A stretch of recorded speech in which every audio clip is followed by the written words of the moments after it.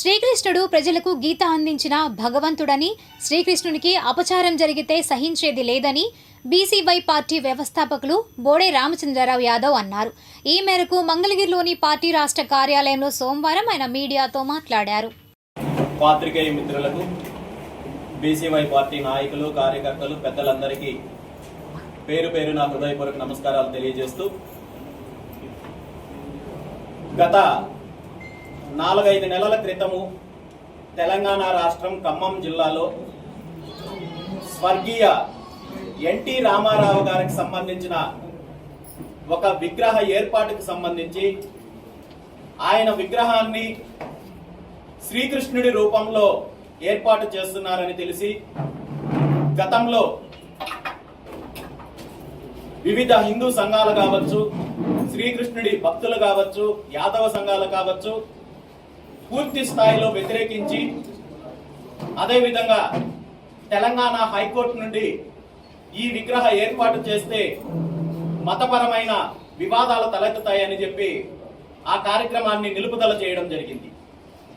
అయితే అదే పరిస్థితి గత 2 రోజుల క్రితము ఆంధ్రప్రదేశ్ రాష్ట్రం గుంటూరు జిల్లా తక్కెళ్లపాడు అనే ప్రాంతంలో కొంతమంది అధికార పార్టీకి సంబంధించిన వ్యక్తులు అదే మాదిరి శ్రీకృష్ణుడి రూపంలో ఉన్న ఎన్టీ రామారావు గారి విగ్రహావిష్కరణకి పూనుకోవడం జరిగింది.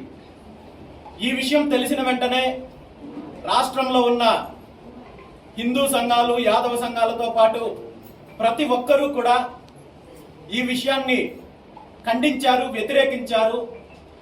నేను నేరుగా ఆ గ్రామానికి వెళ్ళి అక్కడ నిర్వాహకులు ఎవరైతే ఉన్నారో వాళ్ళతో చర్చించి, రామారావు గారి విగ్రహ ఏర్పాటుకు మేము వ్యతిరేకం కాదు, కానీ నటుడిని దేవుడి రూపంలో ప్రతిష్ఠిస్తే వివాదం అవుతుంది, ఇబ్బంది అవుతుంది అనే విషయం నచ్చజెప్పినప్పటికీ కూడా నిర్వాహకులు వినే పరిస్థితుల్లో లేనప్పుడు దీని మీద స్పష్టమైన ప్రకటన కూడా చేయడం జరిగింది. అయితే ఆ రోజు రాత్రి కొంతమంది తెలుగుదేశం పార్టీకి సంబంధించిన స్థానికులు కావచ్చు, అదేవిధంగా పోలీస్ అధికారులు నాకు ఫోన్ చేసి ఈ విగ్రహావిష్కరణ కార్యక్రమము వాయిదా వేస్తున్నాము, ఇందులో ఎటువంటి గొడవ లేదు, వివాదాస్పదం లేదనే విషయాన్ని తెలియజేశారు. తెలియజేసిన తర్వాత మళ్ళీ నిన్న ఉదయము 10 గంటలకు గుట్టు చప్పుడు కాకుండా స్థానిక తెలుగుదేశం పార్టీకి సంబంధించిన నాయకులు అక్కడ స్థానికులతో కలిసి విగ్రహాన్ని ఏర్పాటు చేసే కార్యక్రమం చేస్తే రాష్ట్ర వ్యాప్తంగా దీనిని ప్రతి ఒక్కరూ కూడా ఖండించడం జరిగింది. రాష్ట్ర వ్యాప్తంగా ఉన్న హిందూ సంఘాలు, యాదవ సంఘాలు, శ్రీకృష్ణుడి భక్తులందరూ కూడా ఈ అంశాన్ని వ్యతిరేకించడం జరిగింది. జరిగిన తర్వాత నిన్న విశాఖపట్నం నుండి చలో తక్కెళ్లపాడు అనే కార్యక్రమానికి పిలుపునివ్వడం జరిగింది.